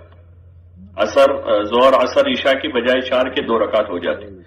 سفر کی مسافت اگر شرعی مسافت ہے تو اس میں یہ ہو جاتی ہے، تو قصر پڑھ لے لیکن قضا نہ ہو۔ ایک ساتھ 12 آدمی نہیں پڑھ سکتے، سفر میں ٹرین میں ہے، ایک ساتھ جماعت نہیں ہو سکتی، 2 آدمی پڑھ لیں، لیکن اس طرح نماز پڑھے کہ ہماری نماز پڑھنے سے دوسروں کو تکلیف نہ ہو، ہماری نماز سے کسی کو تکلیف نہ ہو۔ تو نماز کا خوب اہتمام کریں اور اعمال کے ساتھ سفر کریں۔ منزل پر پہنچے اپنی نیت کی تجدید کریں کہ ہم کیوں نکلے۔ شیطان رگوں میں گھومتا ہے اندر کہ یہاں سے تو بڑی اچھی نیت سے نکلے، لیکن وہاں جا کر ٹرین میں بیٹھے اور پیسنجر میں ملے کہ تم کہاں جا رہے ہو، تو کہ ہم گھومنے جا رہے ہیں۔ کہاں جا رہے ہیں گھومنے؟ آپ جہاں جا رہے ہیں وہیں وہ بھی جا رہے ہیں، تو آپ کی یہاں سے تو نیت جماعت میں جانے کی، لیکن انہوں نے سنا ہے وہاں پر تو فلاں جگہ بہت بڑا تاریخی قلعہ ہے، اور فلاں جگہ پر وہاں پر تو ایک سمندر ہے، اور وہاں فلاں جگہ پر جو ہے نا بہت خوبصورت میوزیم ہے۔ اب آپ کی نیت دھیرے دھیرے اندر سے بدل رہی ہے۔ نیت کیا ہو رہی ہے؟ اس وقت فوراً کہیں کہ ہم قلعہ دیکھنے نہیں جا رہے، اپنے آپ سے کہیں میوزیم دیکھنے نہیں جا رہے، اور سمندر دیکھنے، ہم تو اللہ کے راستے میں دین پر چلنے کی مشق کرنے کے لیے جا رہے ہیں، اور پوری امت دین پر چلنے والی بنے اس کی محنت کے لیے جا رہے ہیں۔ اپنی نیت کی تجدید کریں فوراً، ہاں، ورنہ شیطان آئے گا دوسرے راستے سے، پھر کوئی حافظ صاحب ہوں گے، کوئی ذرا جاننے والے ہوں، کہیں گے اللہ نے قرآن میں کہا ہے سیرو فی الارض، اقیم الصلاۃ یاد نہیں دلائے گا، آتوا الزکات یاد نہیں دلائے گا، قل للمؤمنین یغضوا من ابصارہم والی آیت تو کبھی یاد نہیں آئے گی، لیکن کون سی یاد آ جائے گی کہ اللہ نے کہا ہے کہ زمین پر چلو پھرو، آگے پیچھے کیا ہے وہ نہیں۔ تو اس لیے اپنی نیت کو محفوظ رکھیں، وہاں اتریں، نیت کی تجدید کریں کہ بھئی کیوں آئے ہم کو اللہ نے نکالا، یہاں سے بھی زیادہ سے زیادہ لوگ رہے خدا میں نکل کر دین سیکھیں، اس کی محنت کریں گے، اور پھر اپنا سامان دیکھ لیں، موقع کے حساب سے تھوڑی دعا کر لیں، اللہ کی مدد شامل حال کریں۔ دعا اس کے لیے کہ ہم اللہ کی طرف متوجہ ہیں، اس کی مدد کے ہم محتاج ہیں، اس کی مدد شامل حال کر کے اب پیدل چلنا شروع کریں۔ پیدل چلنا ایک عمل ہے، سواری کے پیسے ہیں لیکن پھر بھی پیدل چل رہے ہیں، اللہ کی زمین پر چل رہے ہیں، اللہ کی یاد میں لگے ہوئے، ذکر کرتے ہوئے، دعا مانگتے ہوئے، ہدایت کے طلبگار بن کر مارے پھر رہے، کبھی اس گلی میں جا رہے ہیں، کبھی اس گلی میں جا رہے ہیں، کبھی اس میدان میں جا رہے ہیں، کبھی اس بازار میں جا رہے ہیں، جیسے حضور پاک صلی اللہ علیہ وسلم کبھی مکہ کی گلیوں میں، کبھی مکے کے بازاروں میں، کبھی مینا میں، کبھی عرفات میں، کبھی مزدلفہ میں، اور ایک موقع پر لمبا طائف تک کا سفر آپ نے پیدل کیا، ایک ہی دھن اندر ہے، حتی ابلغ رسالت ربی، حتی ابلغ رسالت ربی، اندر ایک ہی دھن ہے اندر کہ میں اپنے رب کا پیغام پہنچاؤں، من یؤمنی من ینصرنی حتی ابلغ رسالت ربی ولہ الجنہ۔ آپ مارے پھر رہے ہیں ایک دھن لے کر، ایک فکر لے کر کہ یہ وہی دھن ہے، اس کی مشق کرنی، ہمارے پاس اتری تو نہیں ہے لیکن نقل تو اتاریں، کیا کریں، نقل تو اتاریں، دیوانہ تو بننا مشکل ہے، صورت تو بنا دیوانے کی، ایک نقل تو اتاریں جو انبیاء علیہ السلام جس طرح کام کر رہے تھے، کہ ہم بھی بھائی وہی فکر لے کر پھر رہے ہیں کہ اللہ کا مبارک دین ہماری زندگی میں اور پورے عالم میں بسنے والے ایک ایک انسان کی زندگی میں آ جائے۔ یہ انسانیت پر سب سے بڑا احسان ہوگا۔ کسی نے ہوائی جہاز بنایا تو پوری انسانیت کو تعارف کرائے، بھائی لو یہ ہو، اس میں سفر کرو، تمہارا یہ ہوگا، تمہارا وہ ہوگا۔ کسی نے سائیکل بنائی تو اس نے اپنا تعارف کرایا کہ اس میں تمہاری آسانی، کسی نے جوتا بنایا تو وہ لے کر پھر رہا ہے، کسی نے قلم بنایا تو وہ لے کر پھر رہا ہے. اللہ نے ایک مبارک طریقہ ہمیں عطا فرمایا ہے، ہمارے ذمے ہے کہ ہم اس کو سیکھتے سمجھتے ہوئے پوری انسانیت کو اس کا تعارف کرواویں. اس لیے جائیں گے پیدل گلیوں میں بھی، بازاروں میں بھی، اپنی نظروں کی، اپنے ایمان کی حفاظت کے ساتھ نظریں جھکاتے ہوئے، زبان پر ذکر ہو اور دل میں فکر اور پرن ہو، اپنے حاجتوں کی فکر میں ہر وقت نہ رہے. یہ انسانی صفت نہیں ہے کہ ہر وقت آدمی ابھی تو دوپہر کا کھانا نہیں، شام کے کھانے کی فکر، اس وقت کے کپڑے پہلے کل کے کپڑوں کی فکر ہے. حاجتوں کو اللہ نے محدود کیا ہے تو ہم بھی اس کو محدود رکھیں، اس کی زیادہ دھن نہ بنائیں. حاجتیں ضرور پوری کرنی لیکن اسی کی فکر میں نہ لگے رہے، بلکہ اپنی ہدایت اور اپنے اعمال کو قائم کرنے کی فکر ہو. تو اس طرح چلتے ہوئے جائیں گے، دعا مانگتے ہوئے، ذکر کرتے ہوئے، سیکھتے سکھاتے ہوئے. کوئی مسلمان بھائی ملے اس کو سلام کرتے ہوئے، کوئی سلام کرے تو اس کا جواب دیتے ہوئے مسجد پہنچے، اپنا سامان ایک طرف لگا دیں، وضو کر کے 2 رکعت نماز پڑھ لے. تحیت الوضو تحیت المسجد، یہ سنت ہے. جب بھی مسجد میں داخل ہو، چاہے گھر میں ہو، تو 2 رکعت تحیہ پڑھیں. یہ سنت ہمارے یہاں چھوٹی ہوئی ہے، مسجد میں داخل ہو کر 2 رکعت پڑھنے کا. مسجد کا تحیہ ہے، مسجد میں داخل ہوئے سنت ہے. ایسے وضو کیا تو 2 رکعت پڑھ لیں. حضرت بلال رضی اللہ عنہ سے حضور نے پوچھا، بلال تمہارا کون سا عمل ہے کہ میں دیکھ رہا ہوں کہ تمہارے پیروں کی آہٹ مجھے جنت میں محسوس ہو رہی ہے؟ یا رسول اللہ اور تو کوئی عمل نہیں ہے، جب بھی وضو ٹوٹ جاتا ہے وضو کرتا ہوں اور 2 رکعت نماز پڑھ لیتا ہوں. اس کی مشق ہوگی. سامان لگا دیں اور پھر مشورے کے لیے بیٹھ جائیں اور سوچیں کہ جیسے اللہ نے ہم کو نکالا یہاں سے بھی زیادہ سے زیادہ لوگ کیسے نکلے. یہاں اس جگہ پر مسجد وار جماعت قائم ہو، اس بستی میں، اس مسجد میں مسجد وار جماعت قائم ہو، تاکہ ہمارے جانے کے بعد بھی دین کی محنت یہاں جاری رہے، دین کی محنت جاری رہے یہاں. اور اپنے 24 گھنٹے کا نظام بنانا ہے، جماعت کے 24 گھنٹے کا نظام بنانا تاکہ 1 منٹ بھی ضائع نہ ہو. یہ بھی ایک مشق ہے، جماعت میں نکل کر 24 گھنٹے کا اپنا پروگرام بنا دے پورا، تاکہ ہمارا وقت ضائع نہ ہو. اگر نظام بنا ہوا ہوگا تو وقت بگڑے گا نہیں، اور نظام بنا ہوا نہیں ہے تو روزانہ ہمارے گھنٹوں ضائع ہو جاتے. روزانہ کی زندگی میں ہم دیکھیں روزانہ بہت سارا وقت ضائع ہو جاتا. اور جن لوگوں نے نظام بنا لیا تو روزانہ بہت سارے خیر کے کام کرتے ہو. ایک بھائی کے پاس ہم لوگ ایک مرتبہ ملاقات کے لیے گئے ہمارے یہاں، تو ان سے بات چیت ہوئی، پھر تھوڑی اور بات ہے تو انہوں نے کہا کہ میرا سال بھر کا معمول ہے، صبح صادق سے پہلے میں اٹھ کر تہجد پڑھ کے 2 پارے روزانہ پڑھ لیتا ہوں، صبح صادق سے پہلے، پھر فجر پڑھتا ہوں اور پھر آگے معمولات پورے کرتا ہوں، اپنے کام پورے کر لیتا ہوں، اور پھر دن بھر کاروبار کرتا ہوں. شام کو عشاء کے بعد فوراً سو جاتا ہوں، عشاء بعد آرام کر لیتا ہوں، اور ہر موسم میں 2 گھنٹے پہلے اٹھ جاتا ہوں. تو یہ ترتیب ہے زندگی، ایسے نظام بنے گا. اس وقت تعلیم ہے، اس وقت بیان ہے، اس وقت نماز ہے، اس وقت کھانا، اس وقت سونا ہے. پورا 5 گشتوں کا نظام بنانے کے، خصوصی گشت ہیں، تعلیمی گشت ہیں، تشکیلی گشت ہیں، وصولی کا گشت ہیں، تاکہ وہاں محنت قائم ہو کر گھر گھر پہنچنا، جو اس محنت کا ایک بڑا حصہ ہے کہ عام سے عام لوگوں سے جا کر ملنا اللہ کے لیے، اور کوئی غرض نہیں.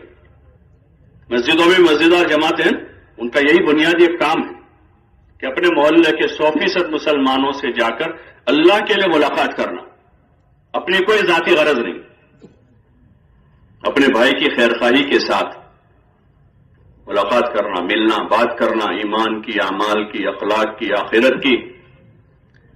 اور ہر مسلمان کو دین پر چلنے کے لیے اور دین کی محنت کے لیے تیار کرنا، ہر مسلمان کو تیار کرنا. اس کے لیے 5 گشت ہیں.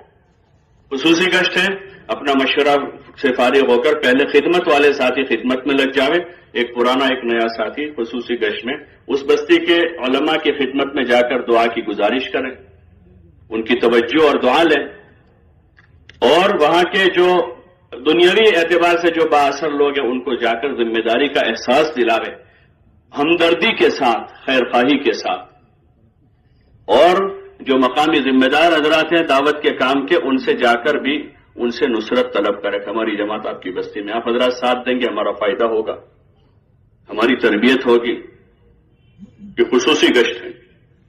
پھر دوران تعلیم تعلیمی گشت ہے کہ دو دو ساتھی جا کر جو فارغ بیٹھے لوگ ہیں دکان پر، چوراہے پر، چوپال پر، ان سے محبت کے ساتھ دعا سلام کر کے بھائی صاحب آپ کا وقت بہت قیمتی ہے، اس کو اور زیادہ قیمتی بنانے کے لیے مسجد میں اس وقت حلقہ لگا ہے تعلیم کا، حضور صلی اللہ علیہ وسلم کی مبارک باتیں پڑھی جا رہی ہیں، آپ آؤ گے انشاءاللہ بڑا نفع ہوگا۔ خوشامد کرنے کا نام گشت ہے، آرڈر کا نام نہیں ہے۔ کیا کرنے کا نام ہے؟ ایک تو بھائی صاحب آ جاؤ، یہ نہیں، خوشامد ہے، لہجہ ہمارا خوشامد والا ہو تاکہ سخت دل آدمی بھی ہے وہ بھی نرم ہو جائے۔ خوشامد میں وہ تاثیر ہے کہ سخت آدمی بھی نرم پڑ جاتا ہے، اور نرم آدمی ہے تو اور جلدی قبول کر لے گا۔ تو خوشامد والے لہجے کے ساتھ ہمیں بات کرنا کہنا آ جائے، اس کی مشق کرنی ہوگی۔ تو یہ تعلیمی گشت میں ان کو لا کر تعلیم میں بٹھائیں گے، اور پھر اب ان کو تھوڑی دیر کے الگ بیٹھ کر ان سے تھوڑی بات کریں گے، اور ان کا دینی ذہن بنانا۔ ذہن اگر دینی بن گیا تو پھر وہ آدمی دین پر چلے گا، ذہن نہیں بن پایا ہے تو دین بوجھ بنے گا۔ اس لیے ذہن بنانے کے لیے دین کے فائدے بتانے ہیں، دین کے نفع سمجھانے، اور پھر ان کو دین کی محنت کے لیے تیار کرنا، اپنی نصرت کے لیے آمادہ کر لیں۔ ابھی تو آپ جا رہے ہیں شاید کاروبار پر جا رہے ہیں، لیکن شام کو آپ آ جاؤ، اثر سے گشت بھی ہوگا اور بیان بھی ہوگا، ملاقات کا نظام بھی ہوگا۔ کل اتوار ہے، اگر آپ کے پاس فرصت ہے تو کل کا دن آپ دے دو۔ ایسے لوگوں کو تیار کریں، ان کے وقت کی تشکیل کریں، 2 گھنٹے 5 گھنٹے 10 گھنٹے، ایک دن 2، جتنا دے وہ ابتدا میں، پھر وہ آئیں گے، قریب ہوں گے، سنیں گے، سمجھیں گے، بیٹھیں گے، اٹھیں گے، تو آگے کی بات ان سے ہوگی۔ تو یہ تعلیمی گشت کے راستے سے دن بھر میں یہ کام ہو۔ اور عمومی جو ملاقاتیں ہیں جو میں نے ابھی عرض کیا کہ ہر مسلمان سے جا کر بات کرنی ہے، دو کی جماعتیں بناوے اپنے ساتھیوں کی اور ان کو پھیلاوے۔ عامتاً ساتھی کہتے ہیں مجھے بات کرنا نہیں آتا، کوئی بات کرنے والا آدمی دو۔ بات کرنا تو آتا ہے، بہت بولتا ہے، وہ تو دن بھر بولتا ہے، لیکن یہ سمجھا کہ دین کی بات یعنی گھنٹہ 2 گھنٹہ تقریر کرے تو ہی بات ہوتی ہے، تو ان کو یہ کہیں کہ بھئی یہ بات کرنا مشکل نہیں ہے، آپ ان سے جو باتیں آپ کو دین کی آ رہی ہے، ایمان کی، نماز کی، اس کی جو فضیلت ہے یاد ہے، وہ سنا دیں ان کو، وہ سنا دیں ان کو۔ مولانا صاحب رحمۃ اللہ علیہ کے پاس ایک میواتی آیا، انہوں نے ان کو کہا بھائی جاؤ تم جا کر لوگوں کو دعوت دو، کہ مجھے تو نہیں آتا دعوت دینا۔ تو انہوں نے کہا بھائی تھوڑی بہت ایمان کی بات کر لو، بولے وہ بھی نہیں آتا مجھے۔ تو مولانا نے اسے کہا کہ بھئی تو جا کر لوگوں سے یوں کہیو کہ بھئی دیکھو میری عمر تو اتنے سال گزر گئی اور میں نے غفلت میں دن گزار دیے ہیں، تم ایسا نہ کریو۔ اتنا تو کہہ سکتے، بولے ہاں اتنا کہہ سکتا، تو جاؤ اتنا جا کر کہو لوگوں سے۔ حضور علیہ السلام نے فرمایا بلغوا عنی ولو آیا، کہ تم میری طرف سے دوسروں کو پہنچاؤ چاہے تم کو ایک بات آتی، ایک بات بھی بتاؤ۔ وہ رواج میں سے نکلا ہوا ہے، اس لیے شوہر بیوی کو نہیں کہہ رہا، 10 سال سے ساتھ میں رہ رہے ہیں، ابھی تک ایک مرتبہ بھی اس کو نماز پڑھنے کو نہیں کہا۔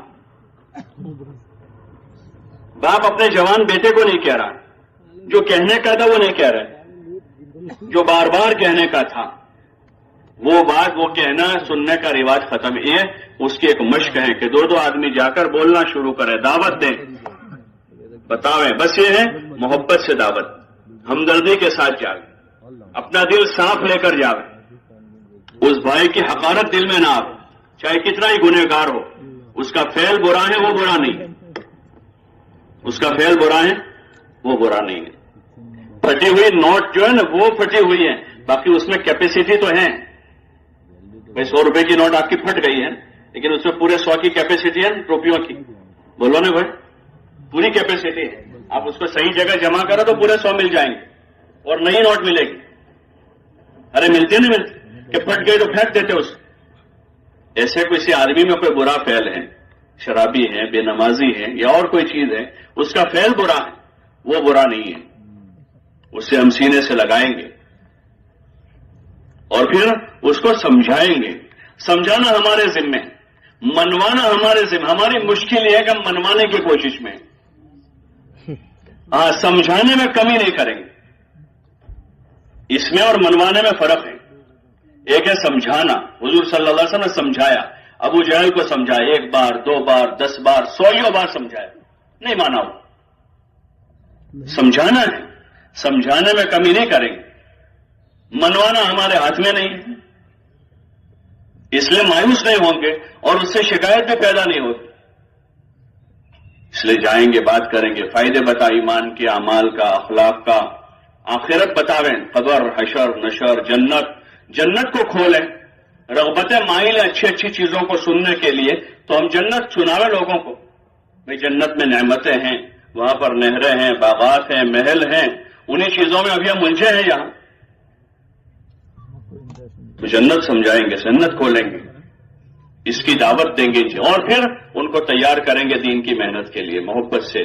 جب وہ آتے جاتے ہوں گے تھوڑا مسجد میں ہمارے ساتھ، تو انشاءاللہ امید ہے شام تک میں عمومی گشت ہوگا اور پھر گشت کے بعد جو بیان ہوگا اس میں لوگ تیار ہو جائیں گے. اس طرح روزانہ جماعت میں جا رہے ہیں وہ روزانہ کریں گے، جو گھر جا رہے ہیں وہ ہفتے میں 2 گشت کریں گے. ایک اپنی مسجد کا اور اپنے قرب و جوار کے جو محلے ہیں. قسم پرس مسلمان ہیں، بیچارے غریب بھی ہیں، دین بھی نہیں دنیا بھی نہیں ہے. بعض وہ محلے جہاں مسجدیں ہی نہیں ہیں، عبادت خانہ بھی نہیں ہے، تو وہاں جا کر ان کو سمجھا بجھا کر نماز قائم کرنے کی، اعمال میں لگنے کی دعوت دیں گے. ان ہمدردی سے ان کو سمجھائیں گے. اس طرح یہ گشت ہے. پھر جو لوگ تیار ہوئے ہیں ان کی جو تاریخ ہم نے 2 دن بعد 1 دن بعد 3 بعد طے کی ہے، 4 مہینے چلے کی 3 دن کی، ان کو وصول کر کے لانا ہے. ہم نے سمجھا دیا، اس نے نیت بھی کر لی، لیکن وہ گھر گیا ہے. آپ نے مچھلی کو باہر پاٹ پڑایا تھا کہ کل سمندر میں سے باہر آ جانا، آئے گی واپس، اس کو دوبارہ پکڑنے جانا پڑے گا. آپ کی پالتو گھر میں رکھی تھی وہ، لیکن آپ نے اس کو سمجھا بجھا کے سمندر میں چھوڑا ہے کہ کل اسی وقت واپس آ جانا، آئے گی وہ. یہ آپ نے اس کو برابر سمجھا بجھا کے، لیکن یہ سمندر میں گیا ہے، وہاں سے کیسے؟ تو اس کو لینے جانا پڑے گا پھر، اور پھر اس کو سمجھانا پڑے گا نکلنے کے لیے. تو اس لیے وصول کریں گے پھر ایک ایک کو خوشامد کر کے، منت کر کے، سماجت کر کے، ان کو سمجھا کے، اور پھر ان کی جماعتیں بنا کر یہ ساری باتیں ان کو بھی سمجھا کر پھر ان کو آگے بھیجیں. ان کو کہیں گے کہ اب تم جا کر وہاں سے ان کو نکالو، تاکہ اس طرح کا سلسلہ جاری ہو جاوے اور ہر مسلمان اپنا دین سیکھتے ہوئے دوسروں کو دین سیکھنے میں لگاتا ہو جاوے، تاکہ جہالت باقی نہ رہے اور غفلت باقی نہ رہے. جب یہ سلسلہ جاری ہو جائے گا تو امید ہے انشاءاللہ جو فتنے ہمیں پریشان کر رہے ہیں اور جو بہت سارے مسائل ابھی ہمیں الجھائے ہوئے ہیں، اللہ کی ذات سے امید اللہ پاک اس طرح دین کے سیکھنے سکھانے کے عام رواج کے زندہ ہونے سے وہ سارے مسائل سلجھتے جائیں گے. لوگوں میں ہدایت کی، علم کی، دین کی طلب پیدا ہوتی جائے گی، اور جب طلب پیدا ہوگی تو اس دین کے خاطر لوگ مال نہیں جان دے دیں گے. جس چیز کی آدمی میں طلب ہوتی ہے اس کے خاطر آدمی جان کی پرواہ نہیں کرتا. یہ جوہر اس امت میں اندر موجود ہے، لیکن اس پر زنگ چڑھا ہے. جیسے قرن اول میں حضور علیہ السلام کی محنت سے وہ جوہر اجاگر ہوا تھا، اور پھر جن زمانوں میں اللہ کے نیک بندوں نے جن علاقوں میں وہ کوشش کی تو امت کا وہ جوہر زندہ ہوا، اور امت میں دین کی نقل و حرکت اور تعلیم کے حلقے شروع ہوئے، تو پھر جہالتیں غفلتیں دور ہو کر عموم میں دین زندہ ہو گیا اور ہزاروں لاکھوں لوگ ہدایت پر آ گئے. یہ اس کی محنت پوری ہے، یہ پورا نظام ہے 5 گشتوں کے راستے. اور اپنی ضروریات میں، کھانے پینے میں، سونے میں، جائز ضروریات میں، ضروری بات چیت میں کم سے کم وقت لگا. بقدر ضرورت کھانا ہے، کھانا کھایا کھڑے ہو گئے. کھانے پینے میں، سونے میں، سونا ایک ضرورت ہے، سونے کے لیے نہیں سونا ہے، ضرورت پوری کرنے کے لیے سونا ہے. بعض لوگ سونے کے لیے سوتے ہیں تو فجر بعد سوئے زور تک سوتے ہیں. سونا تو ضرورت ہے، رات میں اپنی ضرورت پوری کر لیں، جلدی آرام کر لیں تاکہ رات میں اچھا وقت لے کر تہجد میں اٹھ سکے، تہجد پڑھیں، دعا مانگیں، رویں، گڑ گڑاویں، اور پھر فجر کی نماز بشاشت سے پڑھ سکیں، نیند کا غلبہ نہ ہو. رات میں جلدی سو جائیں گے، نیند پوری ہو جائے گی تاکہ بشاشت میں رہے. صبح سونے کی نیت سے نہ سوئے رات میں، بلکہ رات میں صبح اٹھنے کی نیت سے سوئے کہ اب سو کر صبح اٹھ جائیں گے، تاکہ بشاشت کے ساتھ دن بھر کام کر سکے. مولانا یوسف صاحب رحمۃ اللہ علیہ فرماتے تھے دن بھر محنت کر کے اپنے آپ کو اتنا تھکاؤ کہ رات بستر پر آوے تو پتہ نہ چلے کہ پہلے سر تکیے پر رکھا تھا یا پہلے نیند آئی تھی. جب دن بھر تھکیں گے تو رات میں کسی کو مسئلہ نہیں ہوگا کہ نیند نہیں آتی، بہت سے لوگ شکایت کریں رات میں نیند نہیں آتی، بہت دیر تک نیند، تو وجہ کہ صبح 11 بجے تو اٹھا ہے، تو کہاں سے آئے گی وہ؟ ابھی تو گئی ہے۔ رات دن بھر محنت کریں، تعلیم میں جم کر بیٹھے، چستی سے بیٹھے، ٹیک لگا کر نہ بیٹھے بلکہ ادب کے ساتھ بیٹھے، آگے جا کر بیٹھے، دھیان سے سنیں، تھکاوے اپنے آپ کو تعلیم میں، عبادت میں، کشتوں میں، محنت میں، جان نہ چھڑا، رات میں آرام کر لے، اور آرام پورا ہو گیا صبح اٹھ کر دعا، ذکر اور اپنی نمازیں ہیں، ذکر ہیں، قضا نمازیں باقی ہے تو قضا نماز کر لیں، فجر کی نماز اطمینان سے پڑھ کر فجر بعد سے اپنا کام شروع کرو۔ اسی طرح کھانا سیدھا سادہ پکا لیں، پکانا بھی آسان، کھانا بھی آسان، ہضم کرنا بھی آسان اگر سادہ ہے، اور سادہ نہیں ہے تو پکانا بھی مشکل، اس کو کھانا بھی مشکل، اور پھر اس کو کھا لیا تو ہضم کرے، ساری بیماریاں اسی کی ابھی ساری۔ پہلے ڈاکٹر حکیم کہتے تھے بھائی تم بادام کھاؤ، کاجو کھاؤ، پستے کھاؤ، فلاں کھاؤ، گوشت کھاؤ، یہ کھاؤ، اور ابھی جو بھی جاتا ہے دواخانہ اس کو کیا کہتے ہیں؟ بولو نا بھائی، یہ مت کھاؤ، یہ مت کھاؤ، یہ مت کھاؤ، یہ مت کھاؤ، یہ مت کھاؤ۔ تو مسئلہ کس کا ہے؟ نہ کھانے کا کہ کھانے کا ہے؟ تو اس لیے سادہ کھانا کھا لیں، طبیعت بھی اچھی رہے گی، صحت ٹھیک رہے گی، وقت پر اعمال پورے ہو جائیں گے۔ ایسے غسل میں، استنجے میں بقدر ضرورت وقت کر کے مسجد آ جائے، مسجد کی چار دیواری کو لازم پکڑیں، گشتوں کے علاوہ اپنا وقت مسجد میں گزاریں، آرام بھی مسجد میں کر لیں اعتکاف کی نیت کر کے، موٹا کپڑا بچھا کر سوئے، بغیر بچھائے مسجد میں نہ سوئے، مسجد اللہ کا گھر ہے، شاہی دربار ہے، وہ مسجد کا ادب کریں، احترام کریں۔ عموماً ہماری مسجدیں جو ہے اس کا احترام نہیں ہو رہا، بنا دیتے تو بہت شاندار، لیکن اس کا جو احترام اور ادب ہونا، پہلے ایک اچھی مسجد تھی لیکن مسجد کا ادب تھا، کوئی چار زانوں نہیں بیٹھتا تھا کہ اللہ کا گھر ہے، کوئی ٹیک نہیں لگاتا تھا کہ اللہ نو گھر سے آتا، کوئی بات نہیں کرتا تھا۔ اور ابھی ہماری مسجدوں میں فرض نماز پوری ہوئی کہ باہر نکل کے ٹولے بن جاتے، ابھی سنتیں پڑھنی ہے، ذکر کا وقت ہے، دعا کا وقت ہے، یہ اپنی مسجدوں کا احترام کرے، باہر ٹولے نہ لگا، ہاں نماز کے لیے داخل ہو اطمینان سے نماز پڑھے، جتنا ہو سکے جلدی مسجد جاؤ، یہ فضیلت کی چیز ہے۔ سب سے آخر میں گھڑی دیکھ کر جانا وہ کوئی فضیلت کی چیز نہیں ہے، اس وقت ایک قسم کا وہ بن گیا عرف ایسا کہ اچھا خاصا آدمی بھی جو ہے آخر میں جماعت کا وقت دیتا ہے 3 منٹ، ہاں اب چلے جاؤ، اور 3 دیر باہر کھڑا رہتا ہے، حالانکہ مسجد تو جتنا ہو سکے جلدی جانا چاہیے، اگر اللہ توفیق دے اذان سے پہلے چلے جانا چاہیے۔ دور صحابہ میں، دور تابعین میں فخر کی چیز تھی کہ کوئی آدمی کہے کہ میں اذان سے پہلے ہی مسجد آ جاتا ہوں، کوئی یہ کہہ رہا ہے کہ اتنے سال ہو گئے میں نے کسی نمازی کی پشت نہیں دیکھی، یعنی پہلی صف میں ساری نمازیں پڑھی۔ مسجد کا ادب احترام کرے، جتنا ہو سکے جلدی آ جائے، اور مسجد میں نماز، ذکر، عبادت، دعا قائم کریں تاکہ ایک ماحول بنے اس کا، غفلت کے ساتھ نہ رہے، مسجد میں باتیں نہ کریں، اور بھی ایسا کوئی کام نہ کرے جو مسجد کے ادب کے خلاف ہو۔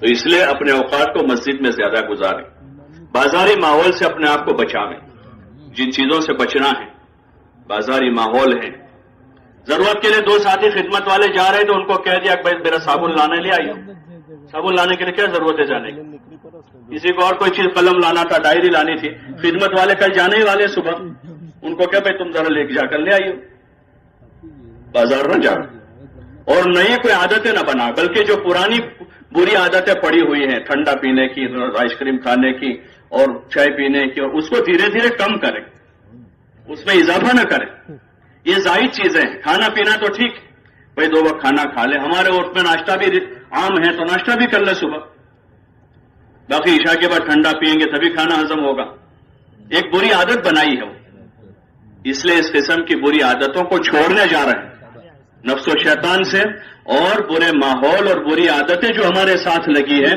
اس سے اپنے آپ کو بچانا ہے۔ ایسے ہی سیاسی باتیں نہیں کریں گے، حالات حاضرہ کیا ہو رہا ہے اس وقت، ہمارا بڑا وقت اس میں چلا جا رہا ہے، لوگ کیا کر رہے ہیں اس میں ہمیں کیا کرنا ہے وہ سوچنا ہے، اسی کو بولنا ہے، اسی کو کرنا ہے، لوگ کیا کر رہے ہیں اسی میں، بھائی فلاں کیا کر رہا ہے، اس نے کیا کاروبار کیا ہے، اس نے کیسے شادی کی ہے، وہ ہمارے موضوع ہی نہیں ہے، ہمارا موضوع تو ہمیں کیا کرنا ہے، ہمیں کیا کرنا ہے، نماز پڑھنی ہے، روزے رکھنے ہیں، عبادت کرنی ہے، اللہ کو راضی کرنا ہے، آخرت بنانی ہے، ان چیزوں میں اپنے آپ کو مشغول رکھیں۔ اس لیے حالات حاضرہ ہیں، سیاسی باتیں ہیں، اس قسم کی جو باتیں ہیں ان سے اپنے آپ کو بچانا ہے۔ یہ بچانے کے کام ہے، ان چیزوں میں نہیں پڑنا. ایسے انتظامی چیزوں میں اس وقت سب سے بڑا مسئلہ یہ سب جگہ بنا ہوا ہے. انتظام والے 5 آدمی ہیں اور 10 آدمی رائے دینے والے، مفت کی صلاح دینے والے سب جگہ بہت. تو جماعت میں اس کی بھی مشق کرنی ہے کہ وہاں مسجد میں کیا ہو رہا ہے، مدرسے میں کیا ہو رہا ہے، امام صاحب کیا کر رہے ہیں، مؤذن صاحب کیا کر رہے ہیں، اس میں ہم نہ پڑیں. ہر جگہ کچھ لوگ ہوتے وہ آتے ہیں جماعت کے پاس، بھیا تھوڑی بات کرو نا ہمارے امام صاحب سے، آپ ہمارے مؤذن صاحب کو تھوڑا سمجھاؤ، ٹرسٹی سے بات کریں. بھائی وہ تمہارے آپسی مسائل آپ خود ہی کر لینا، ہم تو اپنا دین سیکھنے یہاں پر آئے. اس لیے ہم انتظامی کسی بھی ان کے امور میں ہم دخل گیری نہ کریں. اذان ہے، اقامت ہے، نماز ہے، مسجد کا انتظام ہے، ان چیزوں میں دخل نہ دیں تاکہ یہ عادت ہماری بن جائے کہ گھر آ کر بھی ہم غیر ضروری چیزوں میں الجھے نہیں. جو جن کے امور ہیں وہ خود نمٹا لیں گے، وہ خود ہی کریں گے. وہ جن کے امور ہیں وہ خود کریں گے. ان کے پاس بھی ان کے بڑے ہیں، ان سے کر لیں گے. وہ ہر خاندان میں کوئی نہ کوئی ہوتا ہے، ہر محلے میں کوئی نہ کوئی ہوتا ہے. تو وہ اپنے امور کہ ہم اپنے آخرت کی فکر میں اپنے ایمان، اعمال، اخلاق کو بناتے ہوئے، اپنی عبادت کو سنوارتے ہوئے، علم سیکھتے سکھاتے ہوئے ہم اپنا کام کرتے رہیں گے. اس لیے جو جماعتوں میں جا رہے ہیں وہ اس کی خوب فکر کریں. گھر جا رہے ہیں وہ بھی ان اعمال کو دعوت، تعلیم، ذکر، عبادت کو اپنے محلے میں مسجد کی جماعت کے ساتھ قائم کریں.